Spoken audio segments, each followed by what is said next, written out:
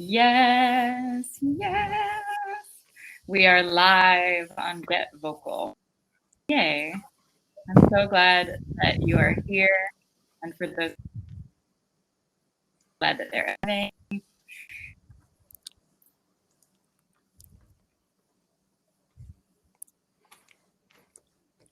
I'm posting on Facebook now.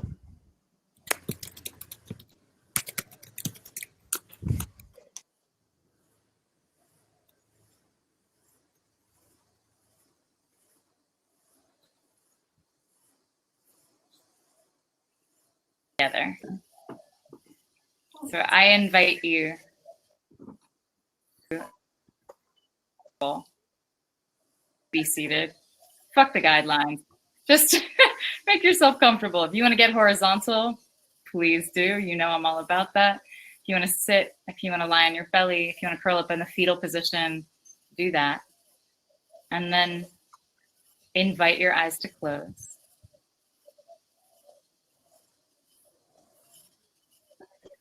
And imagine that there is a stream of warm or cool water to the temperature.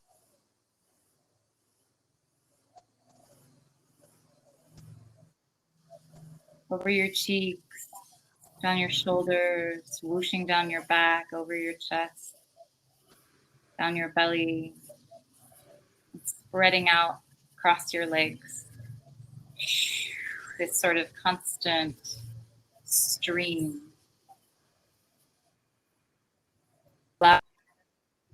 In your eyebrows and the point in between them. Allow it to relax your facial expression. No need to make a particular face. Allow it to separate your teeth and soften your jaw. Allow the water to release your shoulders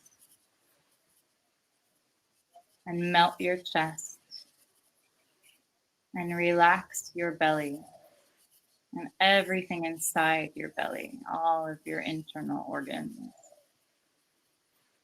Allow it to soften your genitals and your groin, the muscles surrounding, to relax your buttocks, to make your legs heavy, to soften all the way through fingertips and toe tips.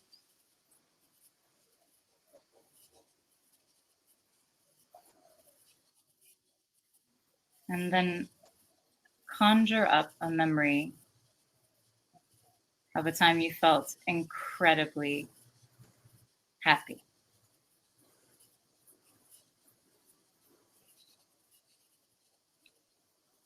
See it very clearly. Who was there? What was the environment?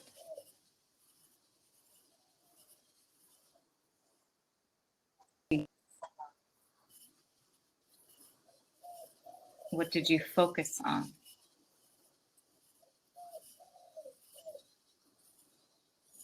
What sensations did you feel in your body?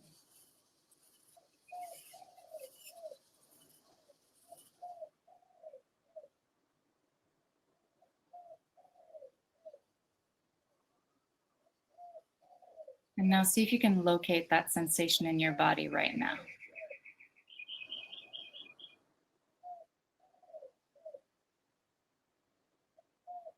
Start to focus on the sensation itself. And then slowly, like you have your fingers on the dial of a stereo, start to turn up the volume on the feeling, the sensation.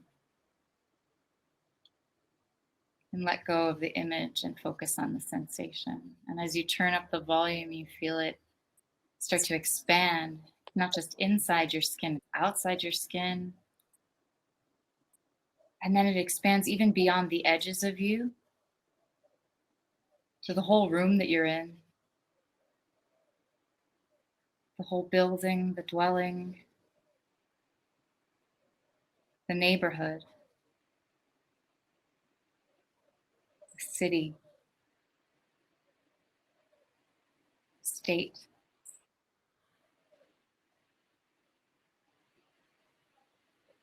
country,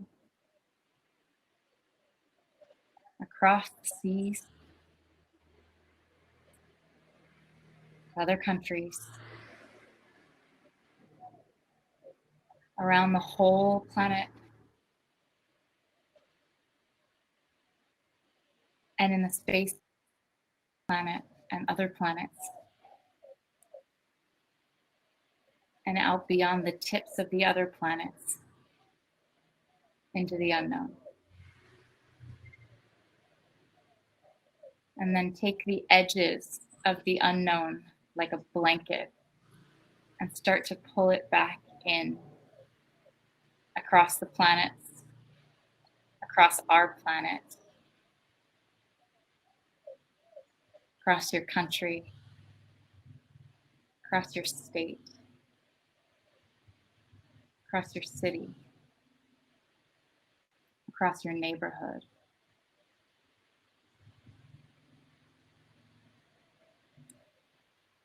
Into your home, into your room, and then drape it over your shoulders, tuck it under your chin, and clasp it to your chest. Take a big breath in. Release your shoulders and let it out.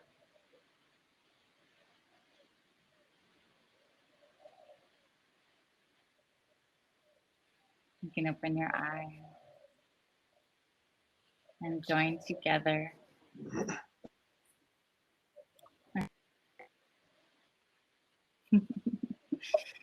I'm so glad you're here. I could cry.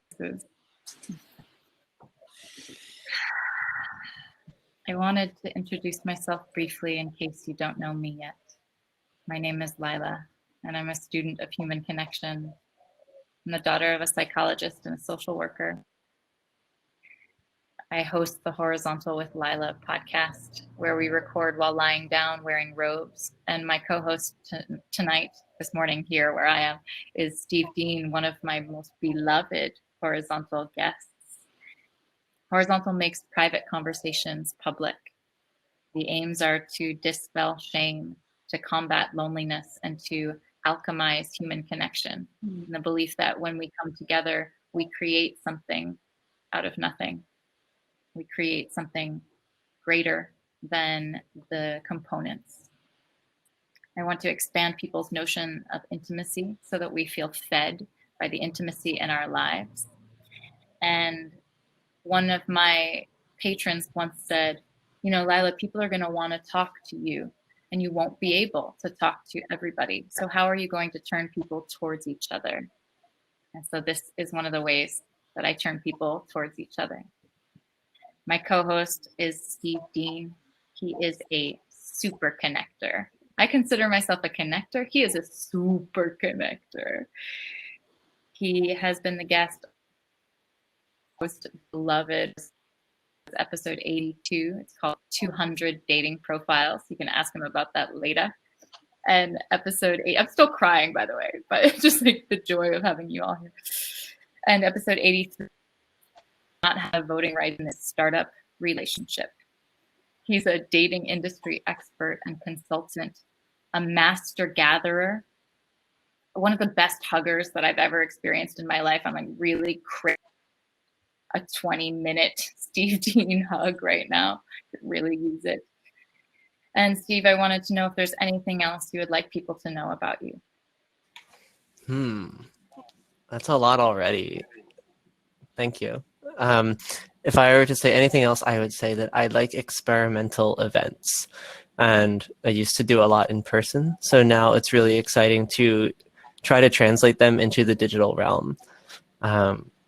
So the upcoming ones that I'm thinking about involve things around slow dating, around speed dating as well, just to get people acquainted with both, around deep conversations and asking questions to people that make both of you very uncomfortable, but doing so intentionally as a way to like get some of that vulnerability and warmth when you're otherwise kind of just like alone with no one to challenge you. Those are my favorites that are coming up. Thank you. the way that this platform works, and Get Vocal is a platform designed to allow podcasters to be seen as well as heard and to be live as well as recorded. And it works by having these 4 video spots.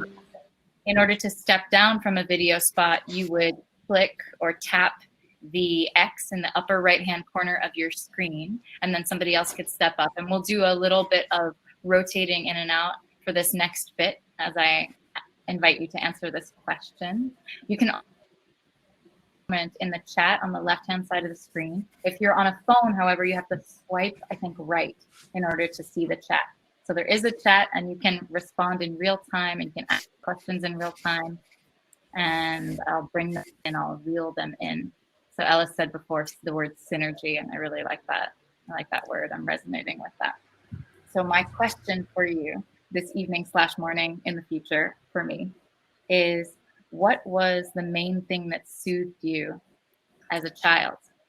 And what is the main thing that soothes you now? So the main thing that soothed me as a child, I can't stop crying, is I have this yellow and brown, very 70s looking comforter that I still own. It's really, really worn. And that was like it wasn't a small blankie. It was a big, big blankie. And that was the number one thing that soothed me as a kid. And I think now singing to myself, and since I'm learning to play the guitar, accompanying myself on guitar, but singing to myself, it is almost foolproof. Always soothe me. You can give snaps afterwards if you like. How about you, Steve? I think I've always been a fan of really soft back scratches. Oh. So from like the earliest age, I kind of like, that's how I fell asleep at night. Just like, and if there wasn't someone to do it, then it would be me doing it to myself. And if I'm like really stressed, and I don't feel like trying to reach my back, I can even like still just do it to like my eyebrows or to my forehead, around my hairline. Just like these very soft touches that follow no pattern in specific, just kind of flowing around.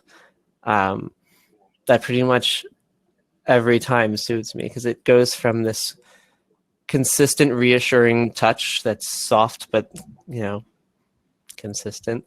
But then every once in a while, it'll be directed almost, sometimes intentionally, sometimes by accident, into an area that's a little bit more tickly. So it's like calling attention back to it and recognizing the spots where my body still doesn't really understand what this kind of touch is. And so it's this exercise of consistently giving me tactile feedback, but in a way that is both reassuring and surprising at times.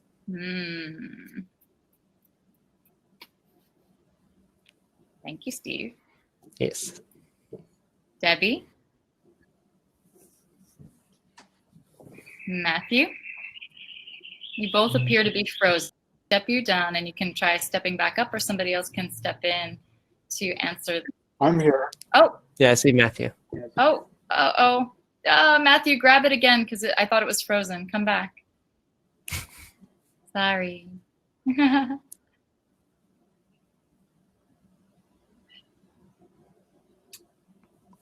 Hiya. Modern technology, hey? Modern technology, eh? Yeah. There he is. It's good to see you, and I'm here as you asked. It's great to see you, Matt. Thank you. To your question, I think in some ways it depends on when you're asking, because there are so many Matthews that might have had different things. So some of the things in the cascade would be food, for sure, was a soothing thing, but also books. But also there was a period in my life where anyone who I went to camp with, if I could be in contact with them in any way, I could be letters that they had written the year before, or the old yearbooks from the camp, or seeing people, would absolutely set my soul right. And now, there's too many things to say. I'm lucky to have learned in the last year how to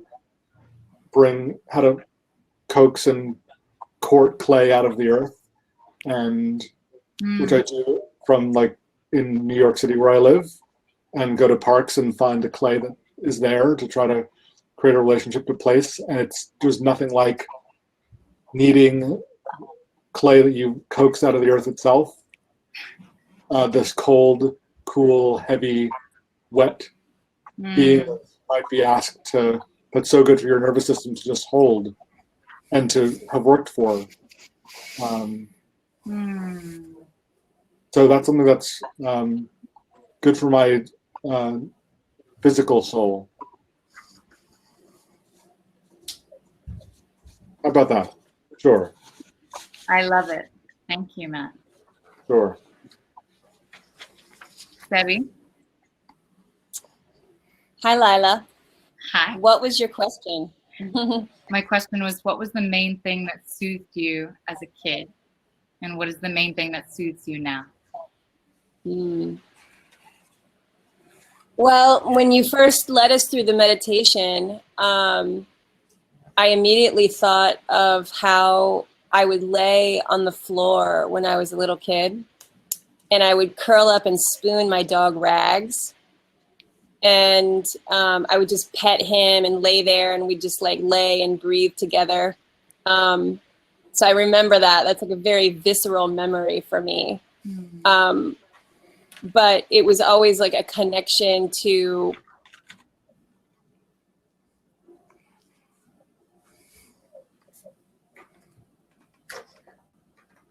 Debbie? Frozen. No. Her vocal got. You're also a little dicey, Matthew. All right, I'm going to step Debbie down since she's frozen, and maybe she can come back later and tell us, or tell us in the comments. Isabella said, hugs always soothe her, tight and long hugs. Somebody else want to answer this question? Sweet question. Lauren said she would read for hours. I also took 30 books out of the library at a time, and I had a crawl space. It was not a very nice place. It was full of dirt, and there was a crawl space in the basement. It was like my spot, and I would take these orange seat cushions from the backyard deck, and I would pull them and some Oreos and some milk and books into the crawl space, and I felt very private and secret and safe there, even though my parents totally knew where I was. I was just in the basement.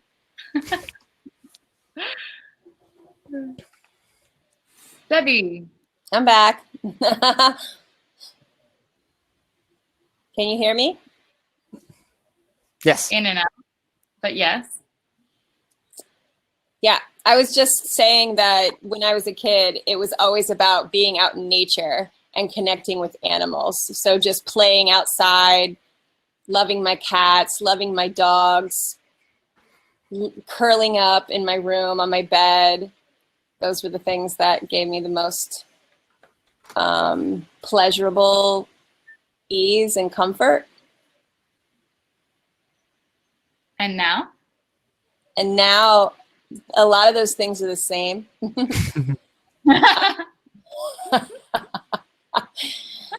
Just connecting to nature and animals, I think, is like a big comfort zone for me. Yeah. Are you still able to do that now? Letting myself be vulnerable, telling people how I feel. Do you still get out in nature now? That's all. She does. Yeah, she takes a hike every morning. She's my neighbor. She's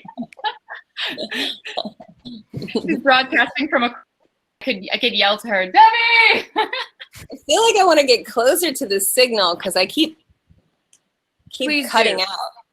Yeah, I just don't know where it's at. Okay. And then let me invite Jen to share. Hello, Jen. Hi, Levy.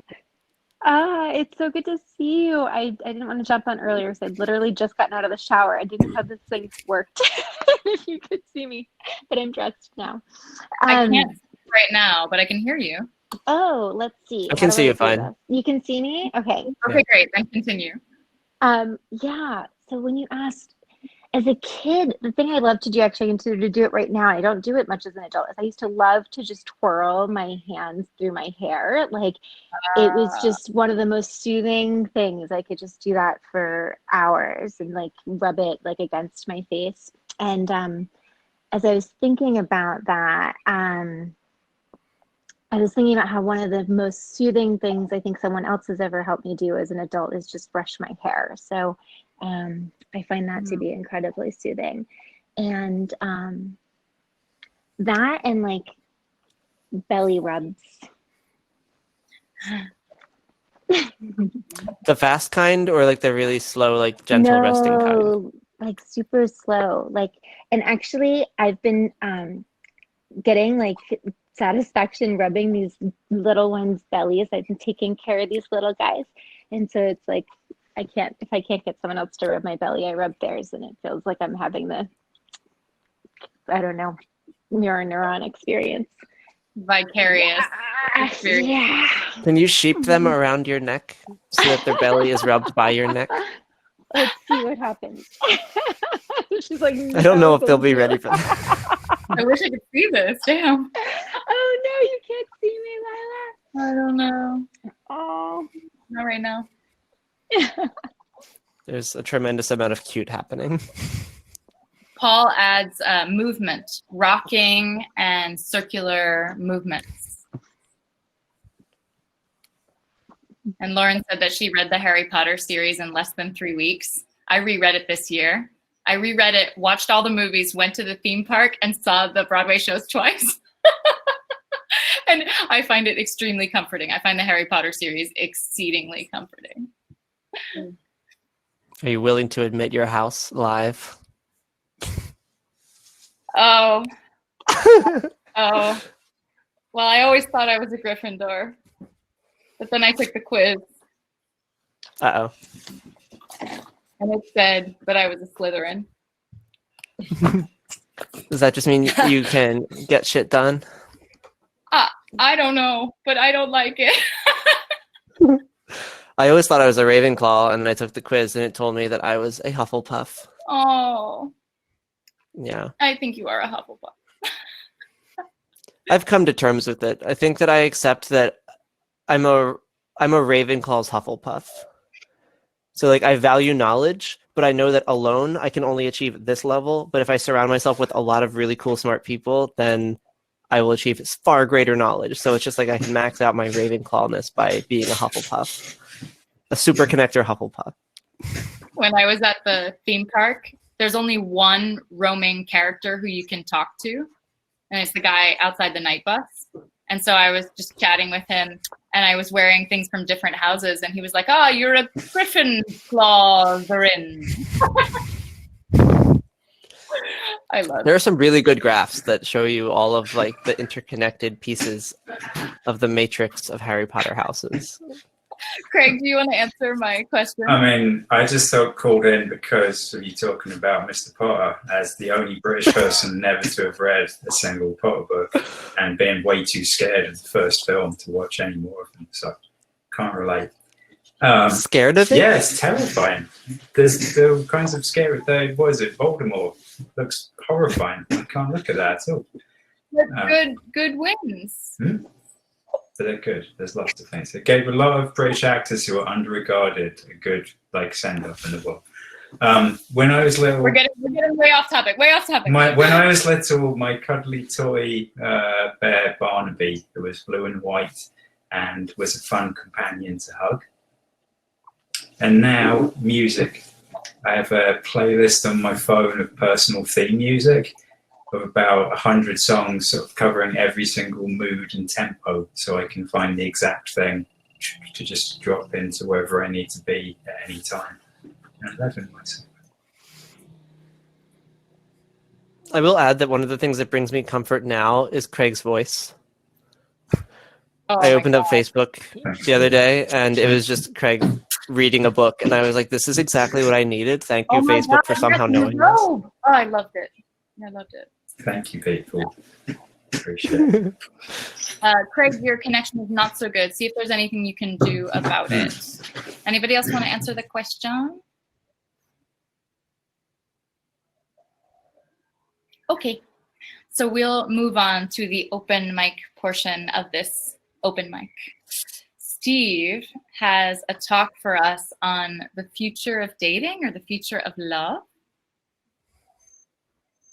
It's not a very like super prepared talk. This is more a series of thoughts. And I was talking with Effie Blue just recently for her podcast, the Curious Fox podcast. So you have like a friendly neighborhood podcast friend. And one of the things we covered was it was going back down to like my roots in like why dating, why is that a thing I care about at all? And the answer that I came up with during that show was something that I reflected more on and I wanted to share tonight. And it comes down to different scales of connection. So there's just from like little to big. There's the little connection, which I would frame as, what's up? You're cutting Okay. in. Oh, okay. It might be on your end too, because sometimes yours freezes too. Anyway, so the connection that I want to talk about is like at the smallest scale, it starts within yourself. There's connection to your own world, to your tactile experience, to your interpretation, the layers upon layers of labels that you append to reality as you know it. And that's like the most micro level of connection. And your connection to yourself and how you perceive the world is what then governs how you connect with other people. The same action by another person could be interpreted completely differently by you based on the story you tell yourself about what they meant, what their intentions were, what this experience felt like to you. And so going from the tiniest scale of connection, like to just your own mental models, your own physiological connection to your memories, the next level up is your connection to other people. And those connections can take all sorts of forms. Like there's lovers, there's friends, there's coworkers and bosses, collaborators. And then there's strangers that you meet. And, it's fun to travel because you get to see what those kinds of connections look like when you're experiencing them with no priors, no necessary future commitments. It's really cool. And then the highest upscale that I would consider most relevant is like our connection to one another through technologies. And so this is how you can have entire companies connect to each other. You can have business relationships that exceed what's happening between any two individuals or any even group of individuals, because a business can outlast the lives of the people who started it. And those connections can be real and lasting as well. And then there's our own connection to the businesses as we form them. And the way I think about dating is that there's like I've been interfacing with the industry in so many ways. I started off by just personally dating, and I've been doing that the whole way through. I did a lot of time spent alone with myself, just meditating. So that's like the smallest scale. I then, after dating consistently for years, I started trying out dating apps around 2010, and I started to see like how people were connecting there. And it started off with a lot of long form profiles. People would spend up to hours even constructing one message to send to one person. These are like the olden days of online dating. Like once apps had already come into existence, like we had the iPhone already, but like before that, it was even longer messages. You're typing, they literally called them emails that you would send to people when like the early Match.com days and even the early OkCupid days in like 2006. Because it's still a young industry and it's a young way of communicating that humans have. This entire idea of digital communication, taking you and putting it into a device that someone else then has to extract from the device and experience. And a lot of people don't like it. It can help, like the online, like the technology layer helps pull us closer to each other in our lived experiences so that we can ultimately overlap and intermesh. And particularly good dating apps can be ones that help us feel as though a large portion of us was seamlessly given to the right person in a way that they were able to digest and work with. And then ultimately together by communicating, we can meet up. Or sometimes people never choose to meet up and they just really like the strength of that digital connection. Sometimes you let that be like the simmering cooking of the burgeoning relationship, and then you kind of let it explode outward once you finally meet. But as we got, I guess, further down the road of online dating, and it became this not just an experience of sending long messages with a lot of deep connection, a lot of attention being infused to one source to be able to capture that one person's attention. We switched into this more like Tinderized culture of going after 100 people because you know that their attention's so divided across so many people that if you sent a message that was more than a screen long, someone's just like, too many words, next, I can't handle this. Or you may never even get to the point of sending a message because someone just swipes left on you, or the person you really wanted attention from is just gone. And that's more like the norm for people. They experience a consistent lack of meaningful connection. So like you can be connected with yourself, but if the dating apps aren't actually providing you some form of connection that is meaningful to you, then what are they here for? And I think that's what we kind of have been experiencing right up until where the pandemic really started to kick in. There was so much dating burnout. People were getting like carpal tunnel from swiping.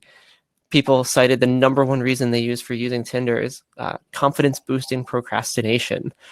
Like you use the most popular dating app in the world by far for confidence boosting procrastination because it stopped being useful as a dating app. There's choice fatigue from too many options. There's too much divided attention. You can be on easily 5 to 10 different apps at the same time. If someone's not messaging you right away, you'll turn to the next person in your chat queue. If you want to meet up with someone tonight and you don't know who because you haven't really invested in any one person, you'll just carpet bomb 50 people with the same message. It just kind of degrades the quality of connection. And so we have these apps that now promise us, we have 2 million, sometimes a billion users, and yet you're not connecting with anyone. And so when I think about where I want to focus my attention moving forward, because I consult for the industry and for individual daters. So the daters come to me, they're like, I'm not finding connection anywhere. The people in the industry come to me saying, my app isn't producing connection, it's just produced, or it's, people aren't happy here. Like they don't refer it to their friends. They don't feel good enough about this experience to want their friends having it. And that's a scary thought that, a lot of founders build a product that people are not happy with, that they're not happy with, that they would not use themselves, that they wouldn't recommend that someone use unless it's for their own personal gain.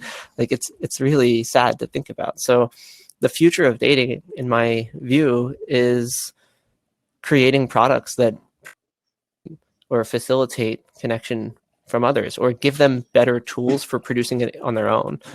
I think a product that has been really helpful for millions of people is something like Calm.com, or the Headspace app. So guided meditations, ways of connecting with yourself, because that's, it's much easier to build an app that lets you connect with yourself than an app that lets you connect with someone else, because it's, half the amount of variability.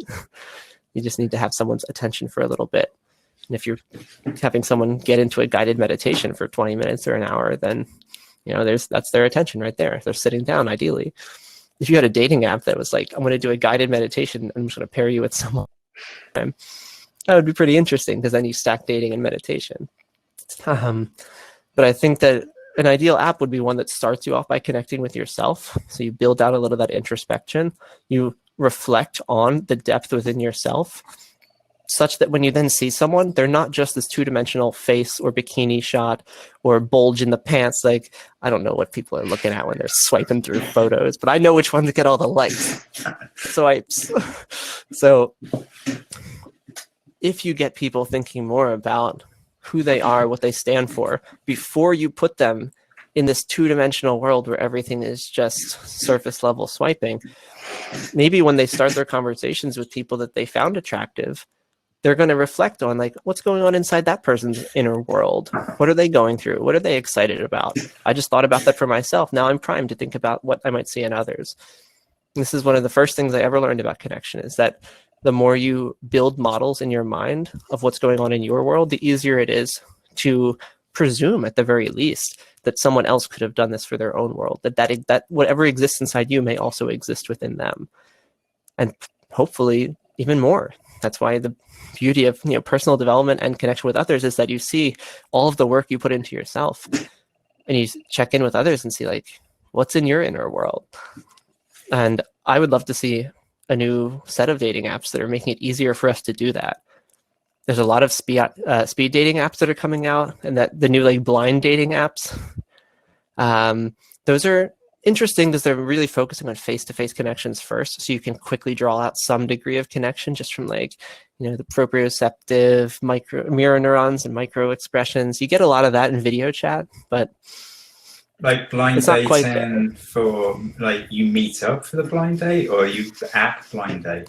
in light of the pandemic, a lot of the apps that are coming out are essentially going digital first, virtual first. Like you get to see people on screens, you're FaceTiming.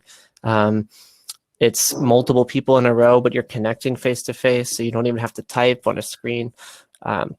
So they're definitely going in that direction, and that's cool because it gives us more opportunities to actually experience some degree of connection. I get frustrated when they don't give us enough time, though. If it's like, let's give you 50 people rather than let's actually let you experience a moment of like peaceful connection to another person. Can you share a breath with someone? Like, could you even give them like another fellow human who's in front of you? Do you have to be so caught up in your own preferences that like seeing that person, you're just like, nah, I don't even want to share a breath. That person's not worth a single breath of my air. Like that's what the current model is. It's just like, let you be so precise in rejecting everyone on any grounds whatsoever that you don't even have the desire to share a breath. I'll be honest. Most people get so much stimulate. If you, especially like women on dating apps, they'll open the app and have 100 messages day one. So they're already like overstimulated and bombarded by people seeking their attention. So I get it when it's like, I don't have that many breaths of attention where like, if I have 100 messages, that's 100 breaths. There's a time, my time is valuable here. So ultimately we want to use the best of our technology. There are AI matchmakers that will do most of the work of having you check in with yourself about your preferences, about the way you like to date, the way you like to engage with another person interpersonally. And there's a lot of like efficacy to that, to actually checking in with like, what are your preferences before I begin matching you with people so you don't waste your time. We get into ethically murky territory when people have like racist or sexist or misogynistic dating preferences. And then it's like, does the algorithm want to help you? And like a completely essentially biasless, if even possible, algorithm or machine learning optimization feature for your preferences could readily, just like YouTube, take you straight into a very terrible place. YouTube, you're always 2 clicks away from like Nazi paraphernalia and propaganda. It's true, but it also presupposes that the algorithm knows, and also that you know yourself to train the algorithm, and that maybe there are parts of you you've yet to discover, and elements that would only reveal more subtly and slowly, and they won't unfold in the first meeting. Craig, you're right. You've got it nail on the head, because when you think about what most people experience on dating apps, it's just them and the algorithm. They don't actually get to talk to other people most of the time. They might send a message, even if they get like a reply, I would love to see an app where the people that you're with they help you with your preferences, because there's 2 options here. One can be like, they give you feedback or you talk about it. Like the conversations are driven to help you get closer to your preference optimization, but it's through conversation with others and then ratings after the fact. Or my friend Dan just launched an app that uses machine vision, which is a new technology to let the machine tell you essentially like what it reads from your emotions. So like just your camera can now tell like, are you happy? Are you sad? Are you upset? Are you frustrated? Are you constipated? It can get increasingly accurate.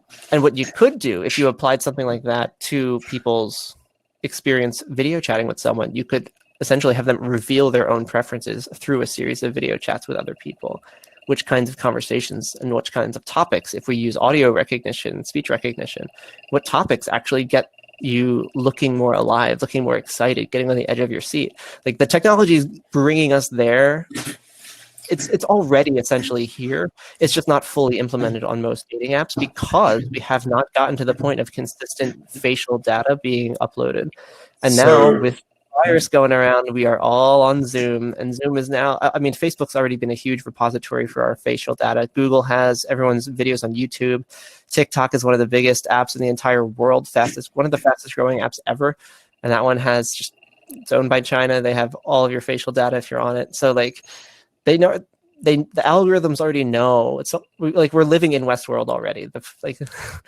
It's not fully refined yet. There's going to be more iterative cycles, but we're definitely in a place where the algorithms already kind of know how we feel in response to what's on our webpage when we're feeling that way. It's creepy, but also if used for good, if this industry takes it in the right direction, we can do so many beautiful things to make it so that when you start chatting with someone, you get to know yourself better over the course of talking to different people. And then it begins optimizing for like the people that actually bring out the best of you. And I'm excited for that world. Right now, it's just happenstance. It's pure chance. But you're right. Maybe this current moment will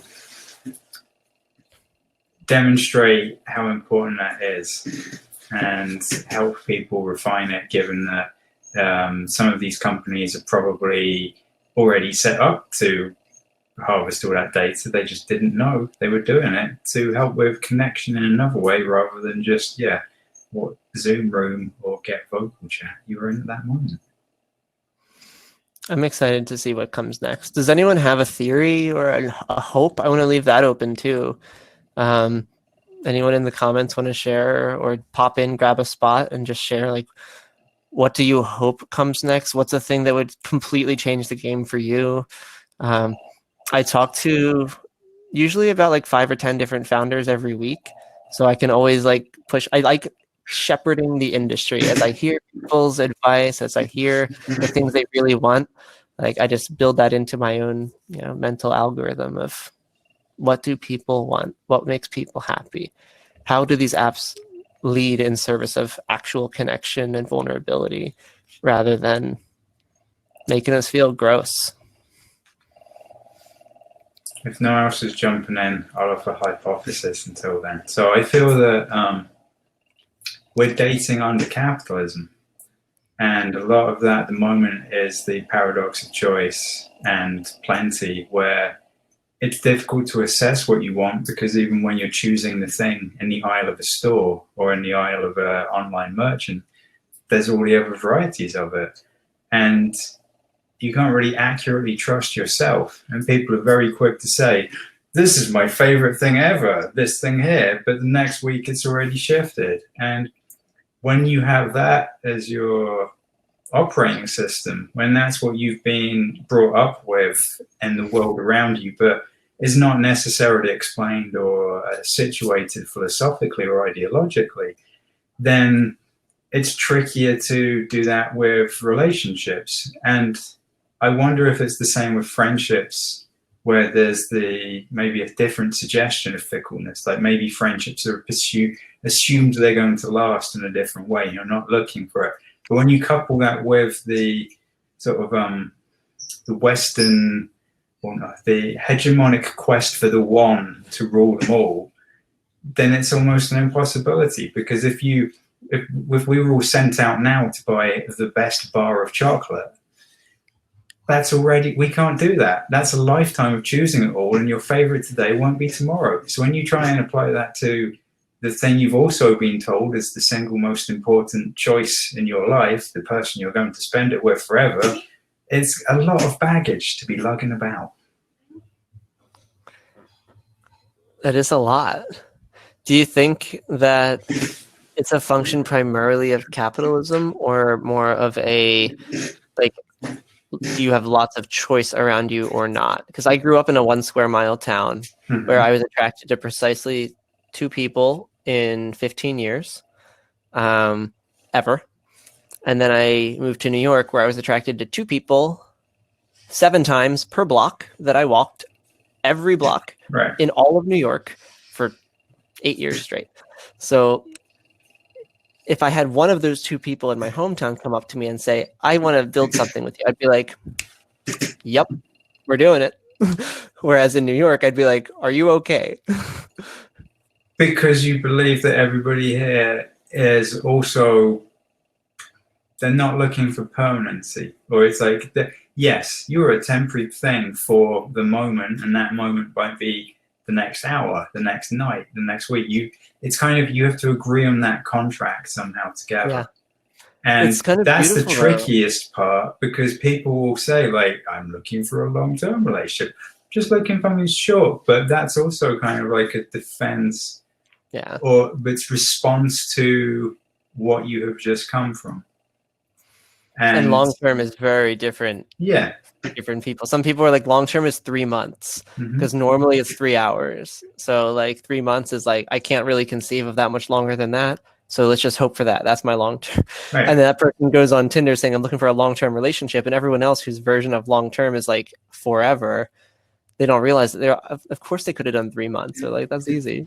I mean, yeah, my shortest relationship in the last 18 years is now 6 years of like central primary partner. And so it's really difficult for me to think otherwise, but equally, my brain isn't attuned then to the fleeting and the flitting, because it's not satisfying. I really enjoy the mutual construction of some great artistic work of life together and love together. And so I don't understand the other version, because you have to take a chance. But equally, my current relationship, I started the day that I first came to the city to live in the city, really. And my partner, Day one. I sort of decided I was going to move here. I was consulting a woman who I had met 15 months beforehand, but who both of us had been in other relationships, had just moved to the city a week before. We had a reason to consider sort of seeing each other and exploring what that might mean.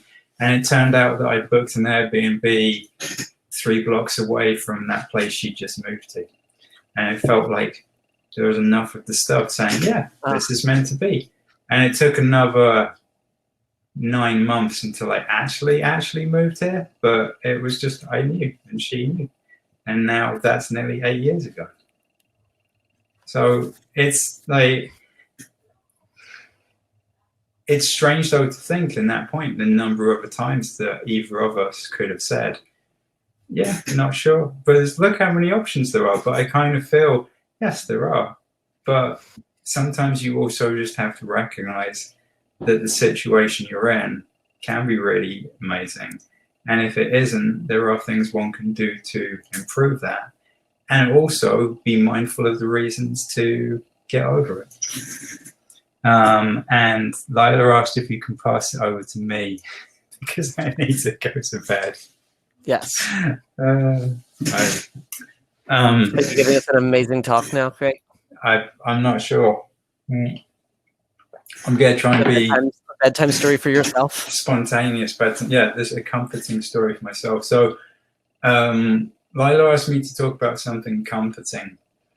And the first place I went to with that was the slogan the British government posted everywhere around the country in 1939, keep calm and carry on, which disappeared for many years and then became very memed over the last few years, to the point where it's sort of ever present everywhere. And I was thinking of it because it sort of feels like this, it's one of the closest analogies I have to this situation.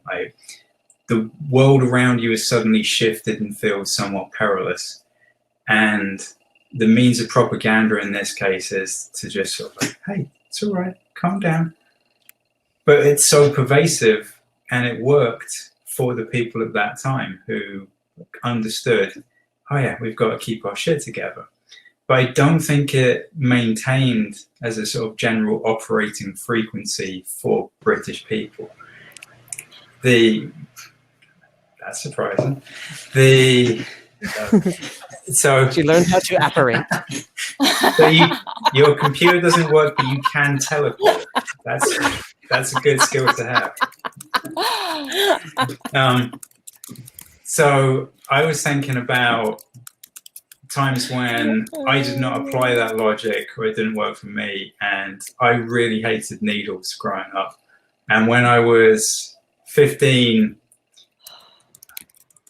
I had to go and get a Can you hear me? hepatitis vaccination. Wait, can anybody hear anyone?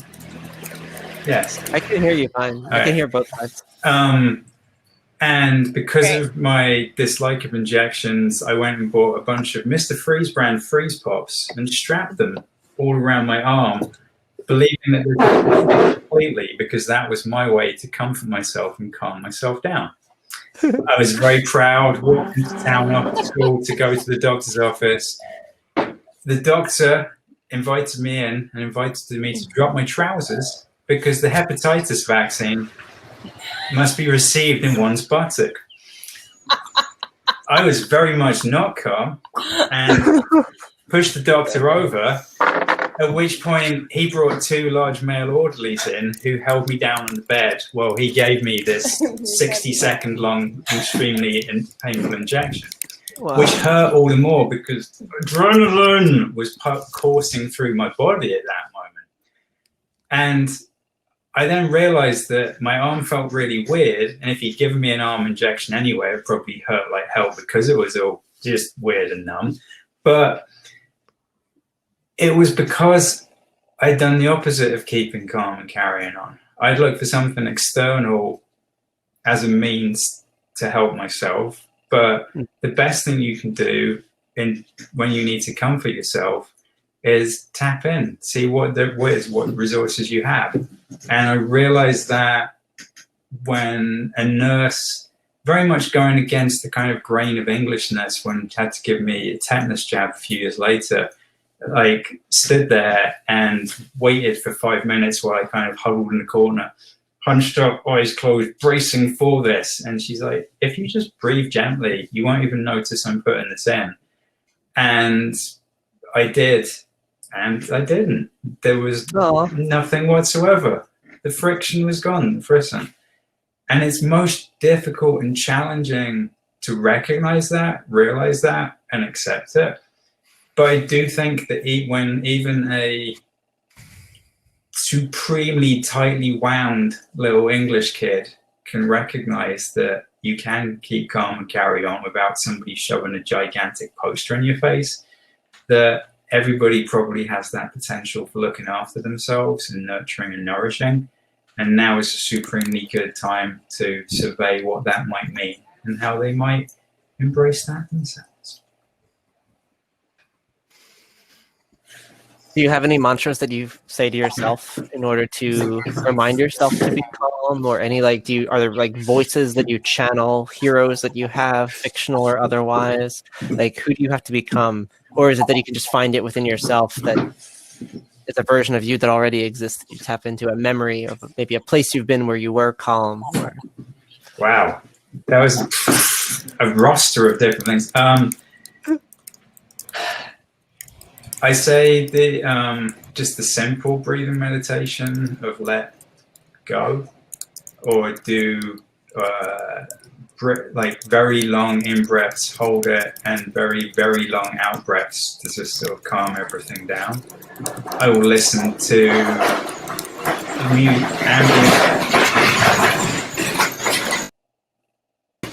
train going by. I don't know what that is. I will kind of reiterate just ambient music to myself, or I'll just try and slow down my breathing and recognize it in a minute. But I don't always remember that unless you are already prepped for a situation. I think when your body is in shock, you're not even aware that you are in shock. And it's sort of, the thing is to kind of have that eureka moment where you bring it back and understand it. Is Lila trying to express something to us? I'm just conveying your story via text as you say it. Okay, because no one can actually hear what I'm saying. Fair enough. I mean, I think everyone can except Lila / Debbie.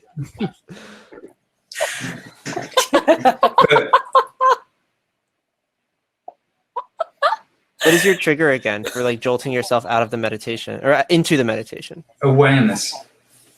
Awareness. Yeah. How do you have? Where do you get it from? Situational awareness, because now I can sometimes recognize that I'm in a state of shock. Like, so at the moment, Yes, please. I think that I recognized that the pandemic was going to be much more palpably affecting our daily lives than a lot of other people would, because I just happened to have been sort of accidentally preparing for it, because I've been doing a bunch of other health-related practices since like last November. And because of that, I was really tuned into myself. I wasn't fully prepared, otherwise I'd be in a bunker in New Zealand at the moment. But that's kind of it. The people who are doing that probably have all kinds of challenges and difficulties they're trying to like process, that beyond that, where like where we're sat in New York apartments at the center of the global epicenter. And all right, there are probably 30 emergency rooms within, 5 miles of us that are absolute impossible to comprehend what's going on. But therefore, it's sort of our major responsibility is to like try and calm ourselves down, because we don't know how long this will be. When you do something to, like, when I broke my collarbone a few years ago, my main concern was, fuck, I really like the dress that I'm wearing at the minute. How can I get this off without damaging it? And also, this feels like it's bruised somewhat. So I turned up to the ER and they rushed me in before these people with blood pouring out of their head. And I'm like, this is weird. There's a long queue of people, but they were really concerned that I was going to lose my arm. And apparently there was just a tiny bit of nerve that kept it together for a bit. But I just decided, like, oh, this isn't a particularly big deal.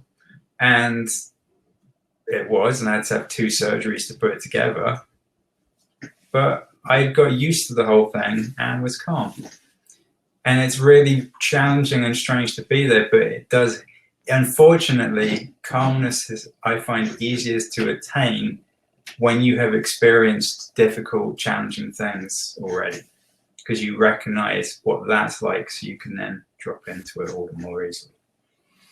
There's actually a concept that I drew from Magic the Gathering growing up, like that trading card game, and also like the lore behind it, that reminds me a lot of what you're describing. Like when you talk about how to summon calmness from somewhere within yourself, or potentially somewhere external to yourself, but you're summoning it all the same. That reminds me a lot of the basic concept behind magic, which is like you have a sudden need for a vast amount of energy, potentially of a specific sort.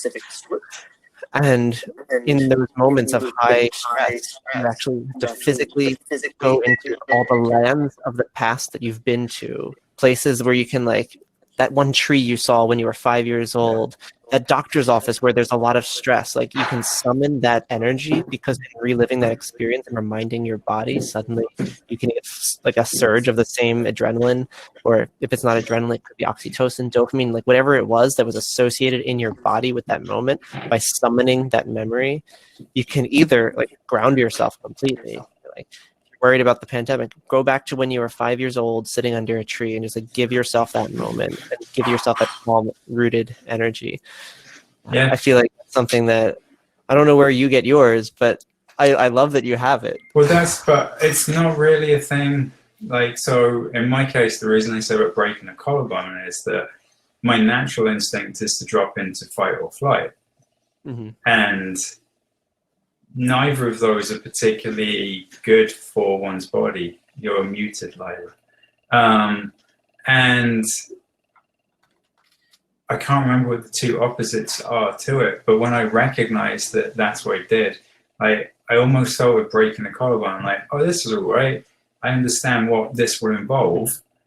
And it was about a year of like 2 times a week going to physical therapy and everything. Aside from the rest, it was incredibly annoying. It meant all of my time and energy and money was sort of, yes, on healing, very definitely from it. But it was a clear, laid out narrative. So it's like a measure of acceptance and recognition that it's not that this is easy. It's not that it's simple. It's not that you can just expect to glide through and everything will be okay. But that hopefully you can find, the happy place in the woods where peacefulness begins. Happy place in the woods. Yes. Freeze or fawn. That's right, Margarita. Margarita. Freeze or fawn, Yeah. rest and digest. Rest and digest. Huh. Are there any other good ones? Do they have to be rhyming or alliterative? Yeah, because it's freeze, fawn, fight, flight, all the F's. Let's go. It's hard to come up with them on the spot. Yes, Be yes. calm or carry on. Yeah. Sure. But obviously, as Margarita is an expert and there is an open spot available, she could easily share this knowledge about it, because I'm not being flippant. I do believe she is an actual expert in these matters. Expert in the cat on me. But the cat, I'm not an expert. You did just fine. And I Right. think it's fine to remember that fight or flight are good responses too. They're not bad responses. They're natural responses, and we will go through them. Same as freeze and fawn. They're different parts of the nervous system reacting in different ways. And that's it. And we have different tendencies.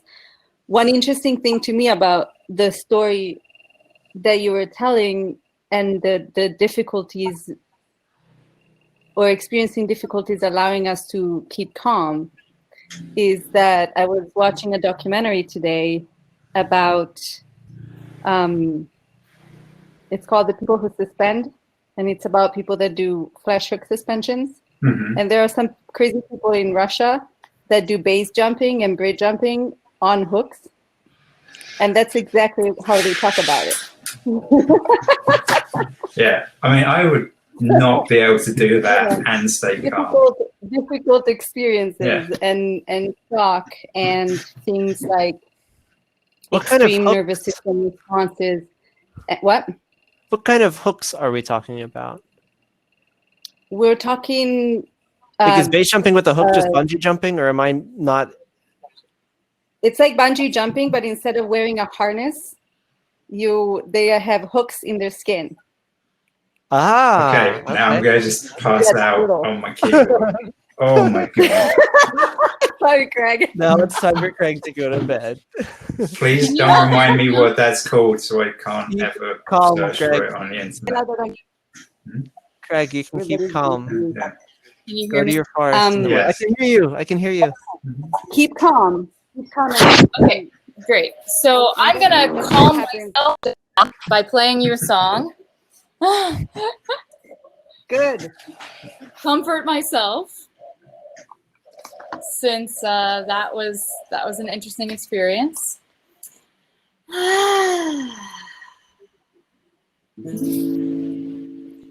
I will comfort you at night time, and I will raise you from your sleep. You in 4 places as we go running along your street. I will squeeze the life out of you. You will make me laugh and make me cry, and we will never forget it. You will make me call your name, and I'll shout it to the blue summer sky, and we may never meet again. So shed your skin, let's get started, and you will throw your arms around me. Yeah, you will throw your arms around me. Ah, what a day. I came to you at night time, and I watched you in your sleep. I met you in high places. I touched your head and touched your feet. And if you disappear out of view, you know, I will never say goodbye. Debbie, can you lower that? Though I try to forget it, you will make me call your name, and I'll shout it to the blue summer sky. And we may never meet again, so shed your skin, let's get started, and you will throw your arms around me. Yeah, you will throw your arms around me. I have been practicing. Someday I will get to throw my arms around somebody again. And someday you will too.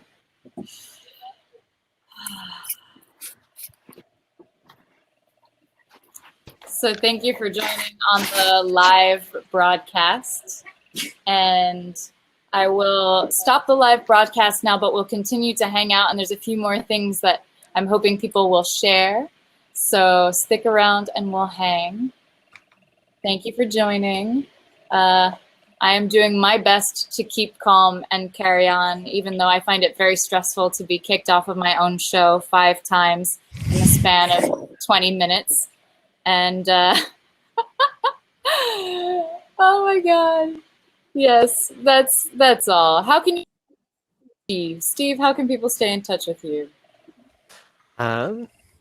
You can go to my website, dateworking.com. That's where I post upcoming events and any blog posts or podcast episodes or work that I'm doing, stuff like that. And I'm also, if you click through my profile, I think I have, just like within Get Vocal, I'm going to be putting my upcoming shows on here. So I'm doing a combination of like podcast interviews and really exciting chats with founders where I get to like yell at them about why their product is killing the world. And hopefully I'll try to be nice sometimes. And then I'm also going to be I'm thinking of doing, and Lila, you can back me up on this because this would be fun to do together.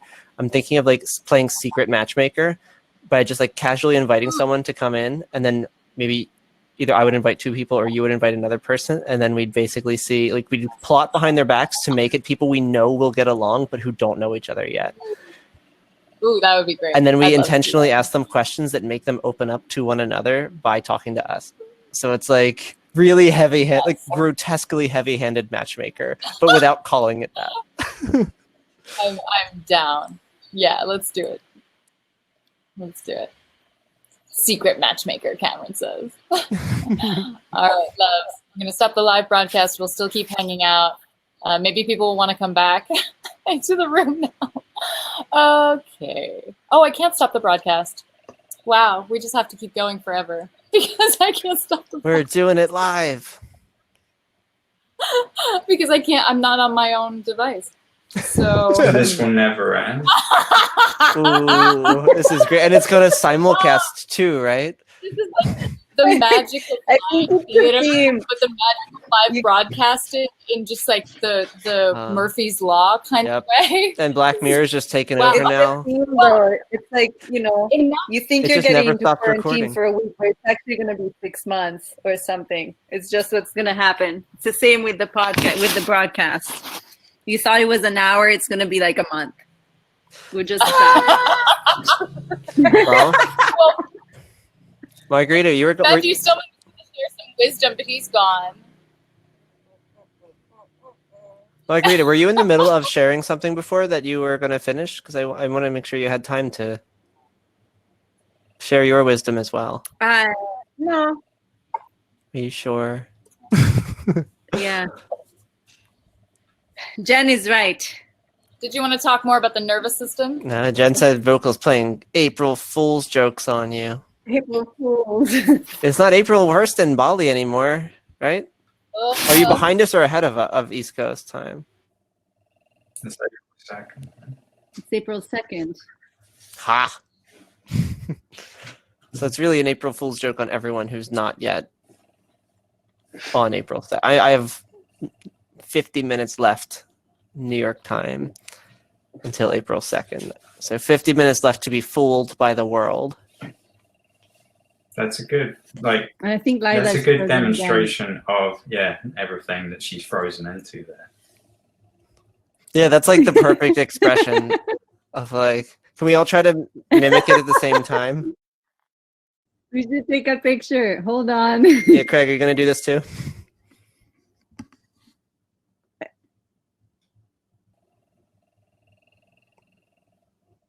Excellent, guys. I'm gonna send it to Lila. I love it. I love trying. Oh my god. There's solidarity there.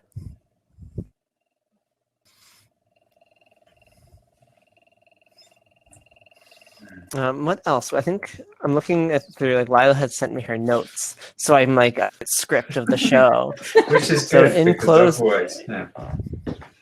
I know. I feel like this was such a beautiful thing that she gifted me with, so I could help run the show in the event that, you know, the Bali internet cuts out. Also, Lila's handwriting may be the best I've ever seen. Could you It's- hold it up so we can see the sense of So I can't hold up a text. Right. that? I can hold up a text. What a day. What a day. Are you ready? All right. I feel so excited that I can actually hold up a text here. Look at that. Steve, That is What? impressive. Steve, I just got a text message from somebody saying that you're doing a great job. Aw. Who's trying to stay secret, so I'm not going to tell you who it is, Ooh. because otherwise they would say it in the chat. But you are doing a great job, considering that we lost the host. Well, Nice stepping it I up. may have to do an even better job here because two of the other things on here involve breath work and meditation kind of thing, and a DMT story. So, like, I've got my own DMT story that I'm happy to share.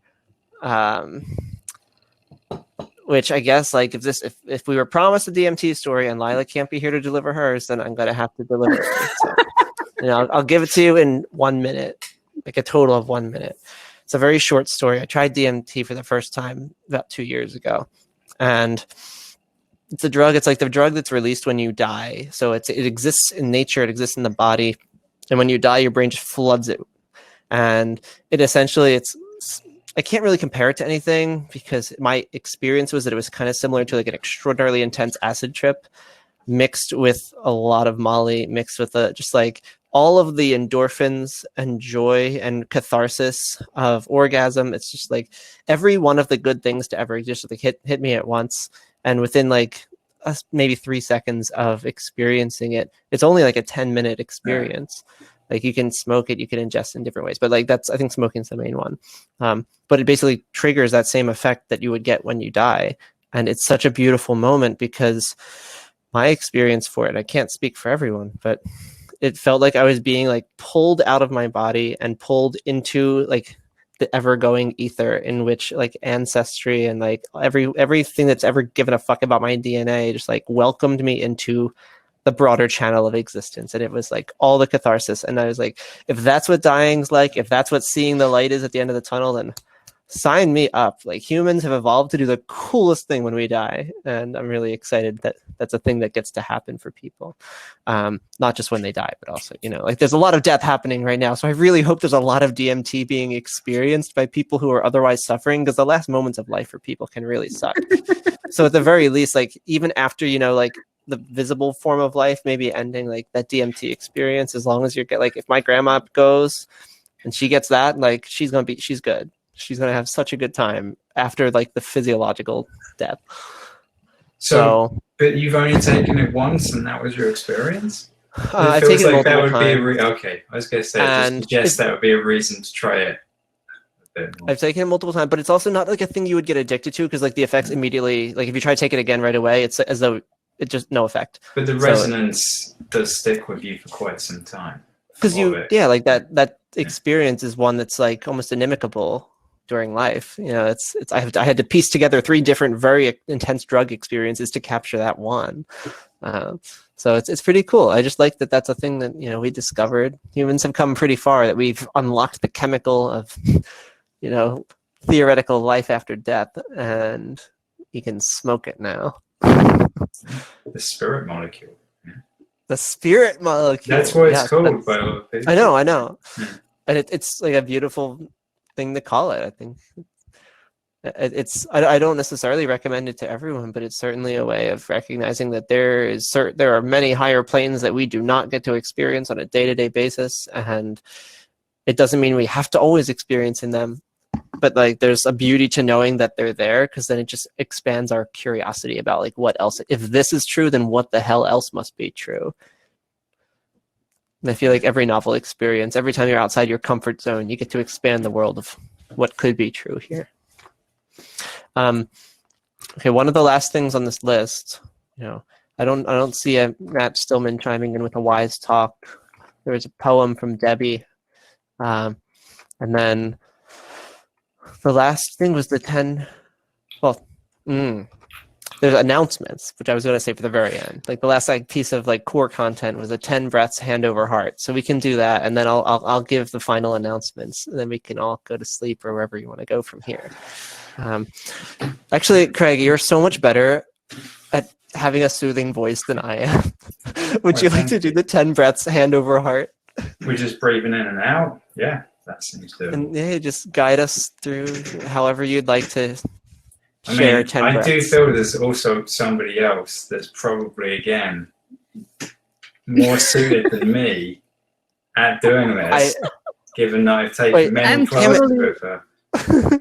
Yeah, we're not all in the same. We're not all in the we're same not on order. the same thing. Well, I might suggest that charmed I am to it past And me. I'm not very soothing. But you are. I'm not very soothing, but if you want, I can do that. Yes. It is kind of my It job is sort to of do what that. Mark- Okay, then yes, Yeah. please do. All right. So make yourself comfortable wherever you are. You can have your eyes open, or you can have your eyes closed. And you can take your hands to your heart, one on top of the other. If you'd like, you can take one hand to your heart and one hand to your belly. And take a moment to notice your breath and the movement of your breath under your hands.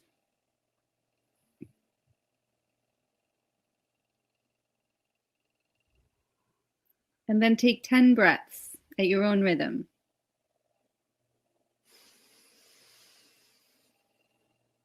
Noticing the sensation in your heart, perhaps also the sensation in other parts of your body as you breathe. And since the theme tonight was soothing, if there is a different part of your body or a different gesture that you'd like to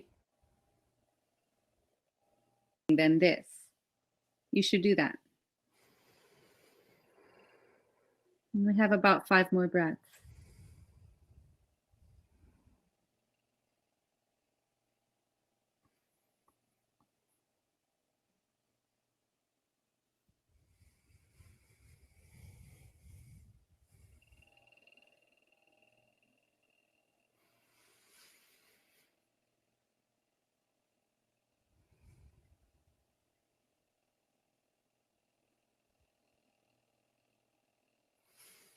And if you want to, whenever you get to the last breath, you can make it as big as possible and even hold your breath in for a moment at the top. And then as you release all the air out, you can hold your breath out for a moment at the bottom.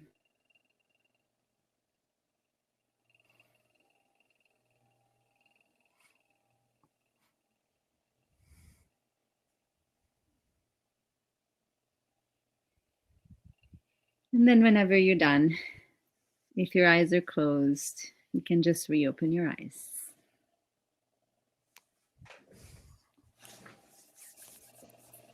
Yeah, outstanding. Yeah, much thank you so much better for than I would have done. Thank you very much, Margarita. Announcement. Okay, so I will move into. So I have to do some creative interpretation here, because my notes from Lila consists of the word subscribe. which I'm assuming means subscribe. Am I doing it right? I have no idea where you can. There's probably a button somewhere in here that lets you subscribe to Lila's channel. You can subscribe to both of us if you want. But yeah, so you can subscribe to the Horizontal with Lila channel on Get Vocal, and then you'll be notified when future events are coming up, which is actually super useful because right now, if I don't get notified, I just forget everything. I also see a note, weekly missives, horizontalwithlila.com. So I believe that would imply that Lila is providing weekly missives. This could be is that maybe a creative interpretation of newsletter? Weekly missives. Yes. It's a very romanticized way of thinking about a newsletter. You don't subscribe from you don't unsubscribe from weekly missives. You would unsubscribe from a newsletter. You're like, yeah, whatever. But I'm liking it. How to stay in touch with Steve. We already did that one. JustDateWorking.com. Tip if you're inspired. So I believe that Horizontal with Lila has a Patreon as well.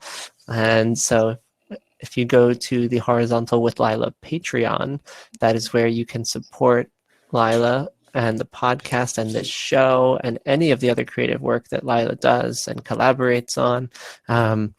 So that would be a high recommendation because there's also little bonuses if you are like one of the patrons of the show. And there's a lot of content that does not get shared here that would be bundled in on the Horizontal with Lila Patreon. That's kind of like the core space where a lot of, not just Lila, but creators all around the world. It's like modern day, lots of people from around the world can chip in and support an artist or a creator building their thing. I know I support like the Wait But Why series on Patreon because I love when it comes out, and I'm just like, yeah, take my money like once a month. I think for me it's just like $1 a month, but if enough people do that, it's fantastic. Let's see. Lastly, we'll keep cozying up after the broadcast. I think it's technically after the broadcast, but we're just recording forever now. This is free publicity here. So I don't even know if I ever want to leave. I'll just keep talking until tomorrow morning. I don't know, guys. I have to teach meditation at 8 in the morning tomorrow. I might need to go to sleep. I'm good. Facepalm on my keyboard. Yes, Craig, go to bed. Go. I was just meditate waiting in yourself case there to were sleep. some important announcements, but yeah. Oh, I mean, how That's important? Good. I think. In that case, I'm going to interrupt your announcements with an important announcement.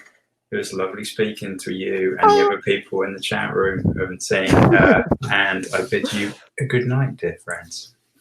Good night. Good night, guys. Bye-bye. Steve, I think we can just log off too. I think everybody's gone. suppose. This is the perfect time to just talk into the camera very deeply for hours. Okay, you can do that. I'm just gonna go to sleep. No, this would just be me talking to the camera. This is gonna be recorded, so maybe you should just go ahead and do that. It's still being recorded. I could just like read some poetry for Lila. So this will be poetry. Just texting me. She's still trying to get online, but she's not. I will wait. I will wait for Lila. During this time, Accessible. I'm gonna use this moment. You can go whenever you please at this point. I'm very grateful that you were here tonight. But I'm gonna use this moment to. I've been writing this little mini book of like questions that are really fun to answer, and they get more challenging to answer every time you turn the page. That's the kicker. So this is the most fun one from the last when I first started making this.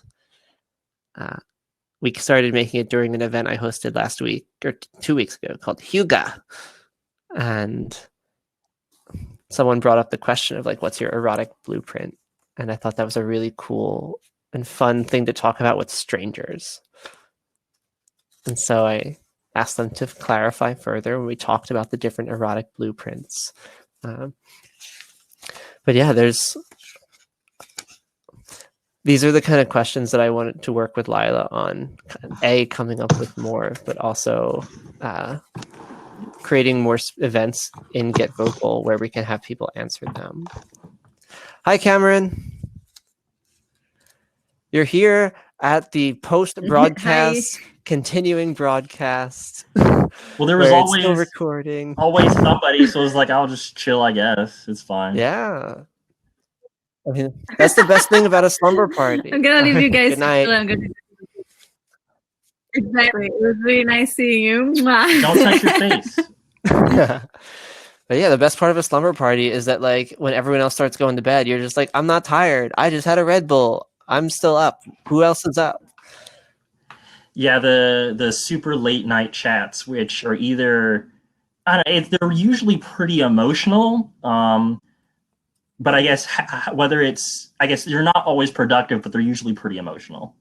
Well, you are in the right place for that. We're still recording, and if you're willing to get Lila can't shut emotional us off. She can't shut us off, not yet. Do you have? So I have a question for you. Mm-hmm. It's going to be a challenging one. Ooh. So the first page of this was, like what are the ingredients for the best hug, something like that. The last page, like, what's your erotic blueprint? So that's like, it can be really intense to go through like all the different things that you like about your own sexuality. I don't have content for the middle page, so I bring to you the question of there has to be something between like an erotic blueprint. And it doesn't have to be like sensual or sexual. It can be something just like emotional. But what for you would be a question that like if you either asked it to someone else, it would always give you a really satisfying answer, whatever they came up with, or a question that if asked to you, it would make you be like, oh, whoa, my life. I guess a question that a question that falls within that spectrum is, I guess you didn't, neither of those questions ask like who would you want, I guess, the person giving you those feelings. So I guess some sort of phrasing like that, whether it be like who is like, what are the qualities of an ideal partner, not like physically, but more, I guess, emotionally, what's the personality, like character wise. So that would be somewhere in that spectrum. How do you get someone to give an answer that is non-generic to that? Because someone might just be like, I want someone loyal. I want them to be kind. And then you're like, yeah, those are lame answers. Like, oh, you want someone who isn't racist, sexist, or homophobic? Wow, how thought-provoking. Yes. It's like, I've got a lot of friends for you. Right, yeah. Well, you want someone nice? Oh, man, you're okay. It could be like, what's a thing that you are genuinely attracted to that makes you deeply uncomfortable? Okay. Like that's a direction where like now we're getting into like meaty territory.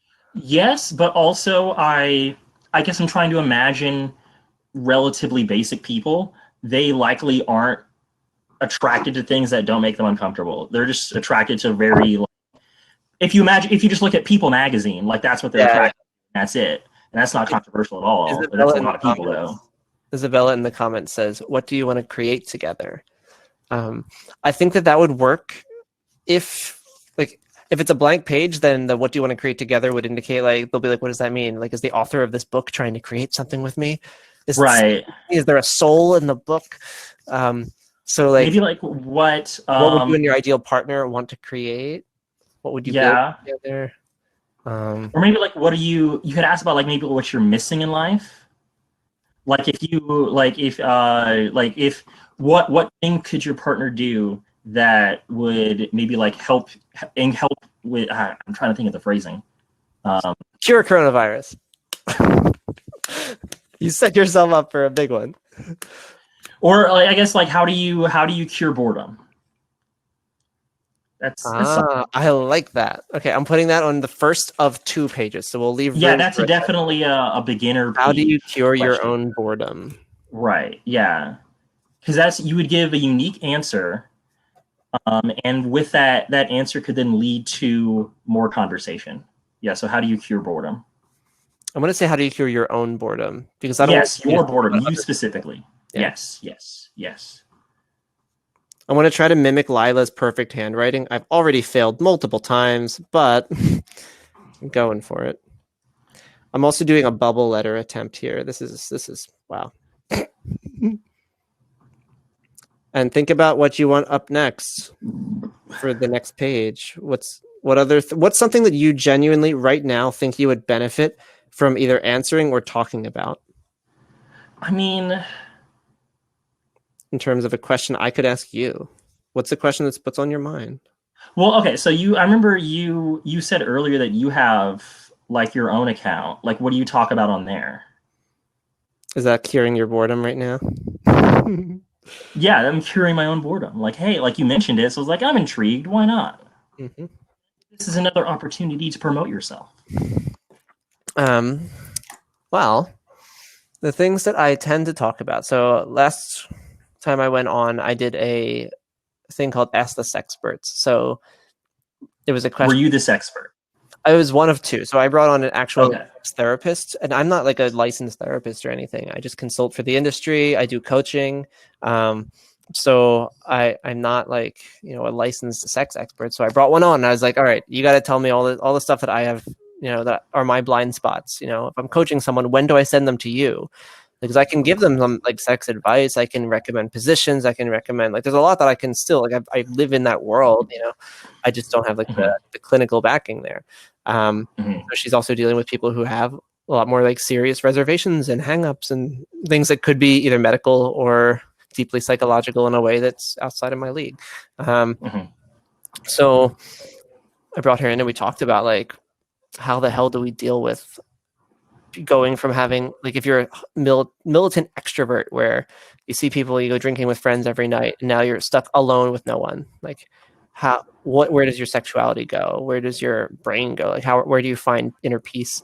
And then we kept going in the sexual direction because we wanted to better understand okay, you can't meet people face to face. So where do you have sexual outlets? Are you turning to porn? Are you turning to increased flirting on dating apps? Are you doing video chats with people? Are you just exploring your own body with no screens and appreciating being off screen for a while? There's so many different things. And that was just one talk that I had. That was 1 hour, one afternoon. Another one that I did, the one that originally started that was my Huga series. So usually every month I host it and I bring, historically I do it in a food court. So I actually invite people. I've invited about 1,000 people to a New York food court, and I say come show up. I just throw out these sticky notes with exactly these kinds of questions. How do you cure your own boredom? What's a question that could be asked of you right now that would make you feel like you were genuinely heard? I constantly come up with those questions, and then I just toss them out at people, and I put them on sticky notes throughout a whole food court. And as people come in, even if they didn't hear about the event, they'll just show up and be like, what's this? And then they sit down, people start asking them questions. They're like, all right, I'm in. There's the no expectations thing. Invite anyone you've ever met. Invite that stranger on the street. I don't care. Everyone's here just to share their stories. So I tried to make a digital version of that in which we would ask these questions together. And that's something that I tried it on Zoom, and it was a little bit too many people, too much activity, not enough intimacy. And I think that Get Vocal is a better platform for that kind of event. So my next time I'm doing it is going to be here on this platform. I guess is part of the reason why Get Vocal be better is because there's a max number of people that could be talking at once. In my Huga events, I always try to max out the table size at 4 to 6 because my rule of thumb is if I have a person to my right and a person to my left, then I'm dividing my attention, and I can't even acoustically that's maddening. And so I never want someone to have a person on both sides. I always want the conversations to feel like they're enclosed, so you can be more vulnerable, a little bit more private, even in a food court. And if you're not in tears at some point, then you probably haven't done it right. I want people really going deep. Isabella also has a fun comment, and I think that this could be the one for the opposite side of the page. That would be a deeper question. What does intimacy mean for you, or how does it look like? I agree with that. Yeah, that's a later question. I think that could go across from how do you cure boredom? How do you gain intimacy? How do you? I think. It's an inherently more complicated question to answer. So how do we? I get think it to be- requires more thought. How do we make it more accessible as like a question that just like as soon as I think you would someone just put it later. Like you wouldn't put it at the very. Oh, I only have that page. Go back. It's only a 4-page book. It's okay. Oh, it's only 4 pages? Oh, It's then a that's big question piece of number 3 paper. then. This is a single piece of paper, and I just fold it, Oh, fold okay. it, fold it. I didn't put the title on it yet because I'm a slacker. But it's like page Oh, okay. 1, 2, 3, 4, 5, 6, and that's it. Oh, yeah, that's like a page 4. Yeah. I think it's a good page 4. It's page 4. That's a page 4 question. So yeah, you don't don't like paint a picture of intimacy through your eyes. Like, is that too flowery? Could you answer a that? little right too now? flowery. Yeah, I just kind of like it how Isabella wrote. Yeah, like what does intimacy mean for you? And then how does it look like? I just like you can maybe ask sub questions below that to So like romantic, conversation. sexual, sensual, philosophical. Like, is that what you're Yeah. thinking? Like, those are the Yeah, exactly. To help guide it or make it more palatable, but the main question should stay, just like how does it look for you? I think I like one that would be like, describe the kind of intimacy that you most cherish, and then give those options so that someone they have to describe it. It's not just name one, but it's like Right. get the picture within this category so that you don't have to say a specific type. Because if you say sexual intimacy, someone might just be like, I've never had it, so I don't know. I want questions Right. always be answered by anyone. And so if you give categories, it like helps specify a little bit and give people like little anchors that they can hook onto. Mm-hmm. So I agree. Yeah, I like your rephrasing of it better, because I mean the whole goal is to talk about how you feel, because that you can inherently have a much more longer and deeper conversation about feelings rather than like, oh, I'm just going to list some stuff and I hope that you match with my list, and if not, I guess we can talk about the differences, but let's just move on to the next page, So they describe the type of intimacy that you most cherish. Yeah. Attempt to write this with my horrible handwriting. Would you like to go on and describe for yourself? I'd like to hear your answer. I guess my answer would be, general romantic. As someone who is perpetually single, then that would be cool to have. I know it's not going to happen like during this Corona madness. Why not? We're currently on right now, but afterwards, that would be cool. Why do you think it wouldn't happen now? I'll put it this way: I G-chatted with my love of my life when I was in college. We dated for 5.5 years, but we G-chatted for 40 hours straight before we met up, before ever meeting. That is so like intimacy wild. totally can be developed, and that rapport can be formed through text alone, but also through video. I guess I'm not saying that it's like literally impossible. I'm just saying that I guess based on past experience, I'm assuming that it's not going to happen. Oh, well, where are your outlets for intimacy online? I guess online, not really. I have like people I can talk to offline. I guess I would obviously prefer to do that in person, but yeah, online, none really. More offline. Yeah. So that's how I feel. I'm trying to think of other questions. What's it like a moment of intimacy that you would describe? I want to hear like a moment. Just like give me a story. I guess I was at a dance weekend event like right before everything got shut down, and there was a person who I hadn't. She was at like I've seen her at like the same dance event, but that was it. Like I've just seen her. Like I didn't get a chance to dance with her. I never talked to her. So this was like our first conversation, and she within minutes, like she's just talking about, I guess, things that I definitely didn't plan to discuss with anybody. But yeah, it just seemed like there was like some sort of like bottled up, I don't know about it, but maybe emotion, maybe wanting to be some level of intimate with somebody. I don't know. But like, yes, there was something bottled up and she felt safe to release it with me. And yeah, she just talked about a lot of her past, and I don't know, it was just engaging to hear like this person who I'd only literally seen, and I'm just getting to know them. And yeah, like now we're good friends. She's definitely going to come back to the same dance event, which is great.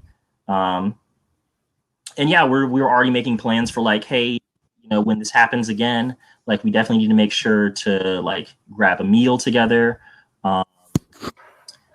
Yeah, so we're making plans to be with each other already. So that was really cool. What did you like about the and experience most? Was it like, what did you feel during that time that she was opening up? To go from like effectively a stranger to like a friend in a real short amount of time, to where she openly admitted that this isn't information that she would normally be willing to divulge to effectively a stranger. But yeah, and she felt like a little uncomfortable of like, oh, this is a little TMI. And she was worried about like, oh, I'm coming across as a bit of a slut because I'm talking about like past sexual partners. And I'm like, no, just keep going. Like you're the one who's bringing up potential, it starts with an I, insecurities. You're bringing up potential insecurities. I'm not trying to project them on. So yeah, it was the rapid change from stranger to friend that, yeah, we were able to have. And how did you dance first? What was the? No, this was the first. So she was at, I guess so I run it. It's every 6 months, the event. So she was at the one, I guess, a year before, and then she was at this one. And sorry, no, 6 months before, and then like two or so weeks ago. Sorry. So yeah. And yeah, I just saw her. Like I was like, oh man, she's a great dancer. If I get a chance, I really want to dance with her. I didn't. Oh. But yeah, Wait, did you get a chance? She's really good. 2 weeks ago? Yes, at the actual event, I did. She's again really good. I'm not. That's a separate thing. But yeah, I was just talking in the lobby, and yeah, it was. I think we were talking about like coffee. Like so, that's usually how it starts. You start with something surface level and moves to the deeper. So we're talking about coffee. I don't drink coffee. She's a heavy coffee drinker. I just let her talk about coffee. And yeah, she wanted to go get some coffee. So she didn't have a car. Well, she didn't have her car at the time. But she mentioned she wanted to go get coffee. But like the only places that were within walking distance like weren't that great. So I was like, yeah, I'll just drive you. Do you want to go? And yeah, so we went to go get coffee. Quest. Yeah, that's how it started. Because you can't just get coffee. Yeah. Like if it's bad coffee, then you're like, you went all this way for like this. Like, no, you got to go to the right spot, place that has like the right vibe. Yeah. You don't just go to any club. Exactly. You go to the club that has the music you like, that has the people you like, that's in the spot you like, where there's like good after party food.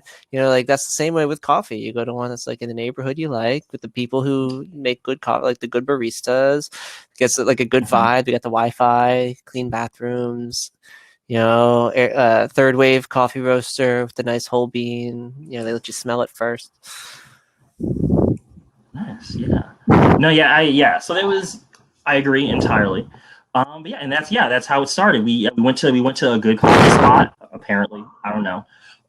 Yeah, they got the coffee that they wanted, and then we just kept talking from there. And yeah, I don't know. It's, I guess it's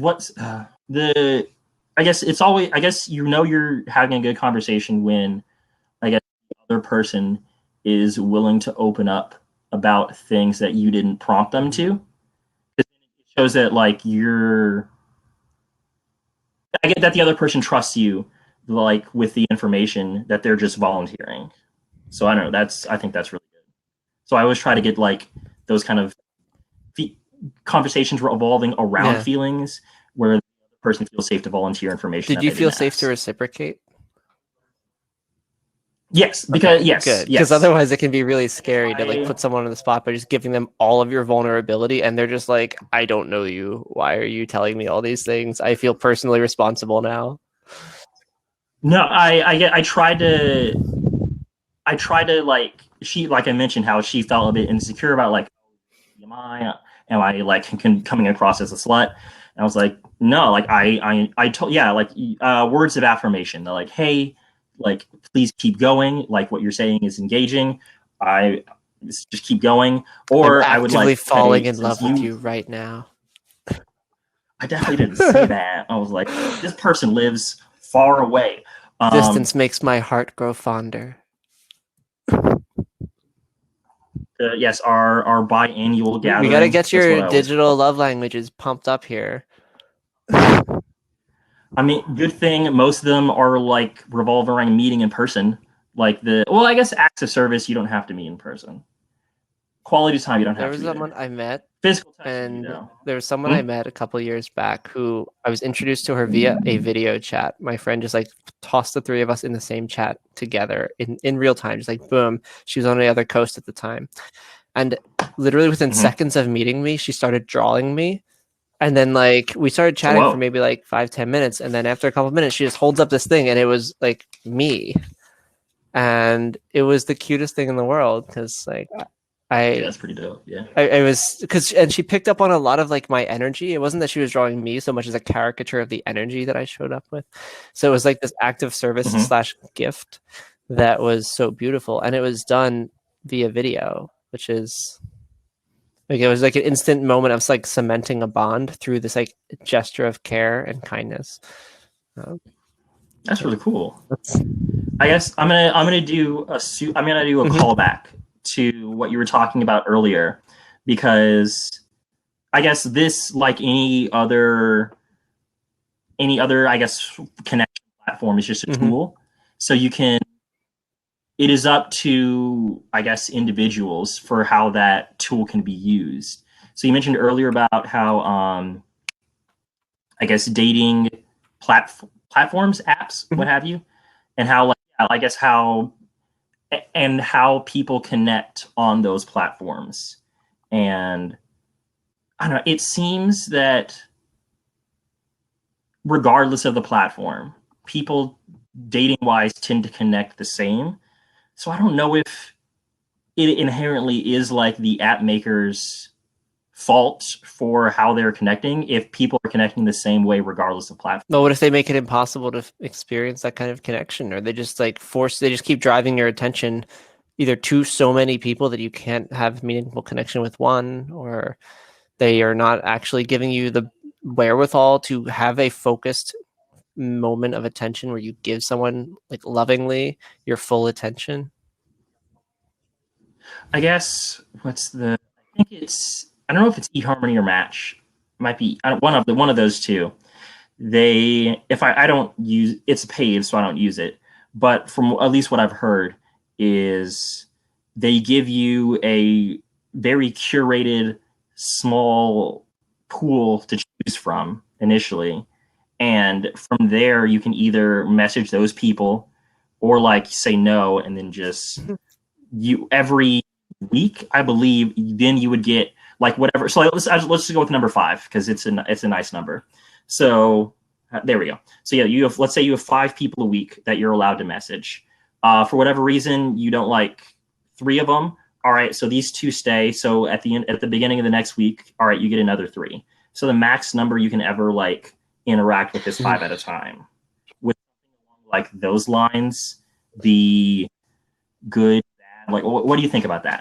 That's certainly better. It helps isolate a little bit, but then like what if you match with 7 people in your week, or 5 people in a row, and then you got 5 people that you're trying to connect with, and the next week there's 5 more, and in the age of COVID, like no, there's a max of 5. Okay, so that's like, a little better. So, right. So like if you let's say like you want to meet somebody new, therefore you have to I like that a lot. I think that's a really healthy thing to do, to like restrict people. So it's like, will you just calm down and focus on a person?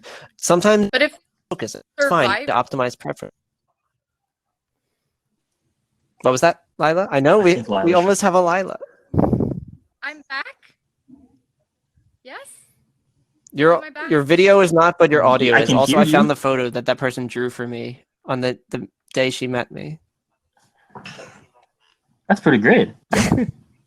I like it. And then she, go ahead, Lila. Oh, Cameron's idea feels a little free to me. Like you are voted off the island. Oh. That actually I happens on these shows sometimes, not Lila's, but within Get Vocal, there is a series of like Survivor style dating.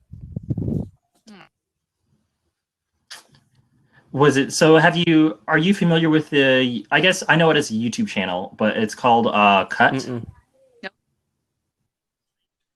So they have speaking of Survivor dating, they have.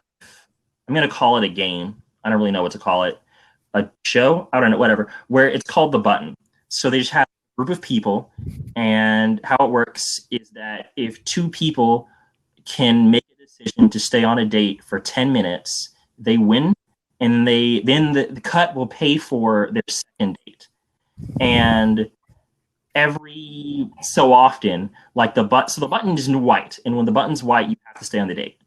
But every so often, the button will turn red, and whoever pushes it first, they stay at the chair, and then whoever like got buzzed off leave, and a new person shows up. So you have like a weird incentive to next to this person if you're not 100% sure you want them. Oh, Yeah, that's so so like painful. it incentivizes. Yeah, it is. It seems uncomfortable, but like people will like pretty ruthlessly like go for it because it behooves you as an individual to once you know like I don't want to be here anymore, like I don't want to go on a second with this person, it behooves you to very quickly buzz that button so that another person can come in. Because if you get buzzed off, like who knows? You have to wait for someone else to buzz them off. The thing I then hate you have a about chance. these structured approaches is that it so fundamentally violates the spirit of human connection. Because like in real life, you don't just disappear from someone's life. Like you could buzz them off and then like you get hit by a car 2 seconds later that you wish you didn't buzz that person off a second ago. Or like, and my whole life philosophy revolves around breeding matchmakers, like creating spaces where you connect with people so like intentionally that you want the best for this person. And you don't necessarily need to be their best friend or need to date them, but like you still have this ethos of like paying it forward, doing what you can whenever you can to make sure that the people around you thrive. And that for me has like been my cornerstone in all of dating. It's just this recognition that I want the people I'm on a date with, even if I don't want to date them, I want them to have a good time. I want myself to have a good time, and I want them to have like a healthy dating life in the future. And sometimes the healthiest thing they can do is not date me in the future, even starting after the first date. Like, but it doesn't mean that I have to hate on them or make their first date experience miserable. Like I designed the date so that it's always going to be good. It's always going to be done with like a lot of intentionality and care. And even like you can extend that even to someone you're not attracted to, even to someone that you have no like. I do friend dates all the time where it's the same concept. You're with another human that you can enjoy spending time with, and you know I bake that into the equation. Like this is time that is gifted to the person I'm with, regardless of whether they're ultimately compatible. We can make that decision later. I have I guess a gender role question then to add after that, because I guess where I am, there are people that are, because I'm relatively young, there are still pretty liberal, progressive people that are less, that don't really care much for such well-defined gender roles. But also because I live in a conservative area, there are also people that are quite into those well-defined gender roles. So, for instance, you mentioned how you design dates to, I guess, foster connection, right? I just want to clarify that. Okay. Yes. Okay. So, but I know some women who their ideal date would essentially be where the man has to like win her over, almost like I'm gonna where the man shows her a good time, and from that, like, oh, I'm really impressed, therefore I'm going to do ABC whatever. Like that's for both the man and the woman. There are very well defined slots that each person needs to fit into. So like, what if, I guess, how would you? So if you're, let's say you meet someone that wants a well-defined role, would I guess, would you give them what they want, or would you give them something different that would hopefully elicit that same response of connection? I think I would want to know whether or not they could accept the reality in which I gave them that, and I chose after the fact, or either of us chose after the fact, that this is not in fact the relationship that I want to build the rest of my life around. So I can still be completely myself, completely authentic and vulnerable and caring with this person. But if come tomorrow or come next week, I'm in a place where I'm like, I don't have the bandwidth for this, or this is not, like exactly the thing that is most meaningful for me in this moment. Like with you, like we took a chance on it. We had a really good time, but that does not mean that this is my everything from here on out.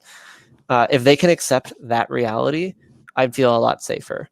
Because if they don't accept that reality, then that means that all they ever wanted was to validate their own mental model of what love and care is, without any regard whatsoever for my lived experience on the other end. So like, yeah, you can dream and fantasize about love all you want, but if you're not willing to take the messiness of it and the recognition that the other person, even while enjoying it and while delighting in that moment together, may have different plans for their life, maybe, in a different stream that they're going down, and you just happen to cross streams at that moment. It's frustrating, but that's part of vulnerability, is like it can be taken away. It can go on downstream. You shared a tea together, you shared this moment, and either of you could die at any moment thereafter. But some people really want to just like lock in this idea that like, I won't even spend a minute of attention on you if you don't have the next 60 years plus ready to go for me to suddenly occupy.